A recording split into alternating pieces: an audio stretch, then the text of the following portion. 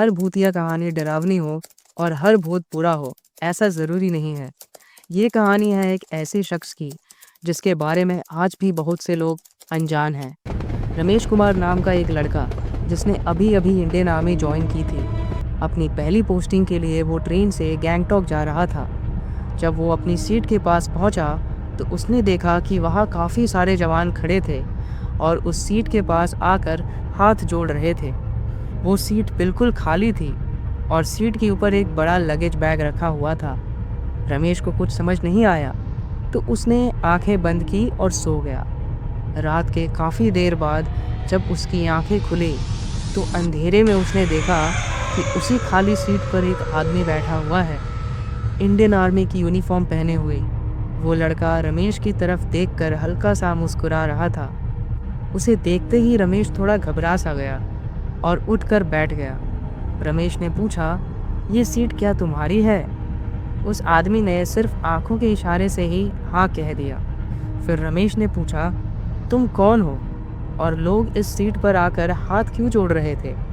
लेकिन उस आदमी ने कोई जवाब नहीं दिया, बस वही हल्की सी मुस्कान के साथ रमेश को देखता रहा।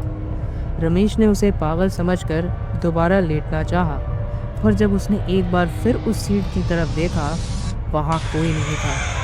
रमेश का दिमाग हिल गया।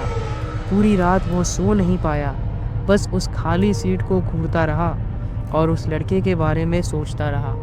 सुबह हुई, ट्रेन स्टेशन पर रुकी, तब कुछ आर्मी ऑफिशियल्स आए और उस सीट के ऊपर रखा हुआ वो लगेज बैग उठाने लगे।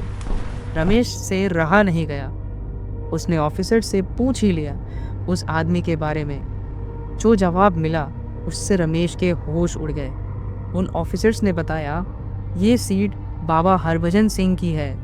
बाबा हरभजन सिंह की मौत 1968 में ही हो चुकी थी। उन्होंने 1966 में आर्मी ज्वाइन की थी और सिर्फ 2 साल बाद पानी में डूबकर उनकी डेथ हो गई थी। 3 दिन तक जब उनकी बॉडी नहीं मिली, तो आर्मी ने उन्हें भगोड़ा घोषित कर दिया। लेकिन एक रात वो अपनी एक दोस्त के सपने में आए और बताया कि उनका शव कहाँ मिलेगा। जब आर्मी ने सर्च की, तो उनका बॉडी बिल्कुल उसी जगह मिली जहां उन्होंने बताया था। तब से लेकर आज तक बाबा हरभजन सिंह फौजियों के सपनों में आकर दुश्मन के प्लान्स पहले ही बता देते हैं। ये सब सुनकर रमेश बिल्कुल स्टन्ड रह गया। अपने बंकर पहुंचते ही वो सीधा बाबा हरभजन सिंह के मंदिर गया। वहां बैठकर वो ट्रेन वाले उस मुलाकात के बारे में सोचने लगा।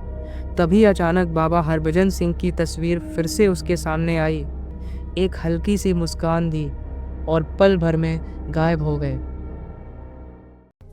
अगर आपको क्रिप्ट टेल्स की ये कहानी पसंद आई हो, तो चैनल को अभी सब्सक्राइब कीजिए और बेल आइकन प्रेस करना मत भूलिएगा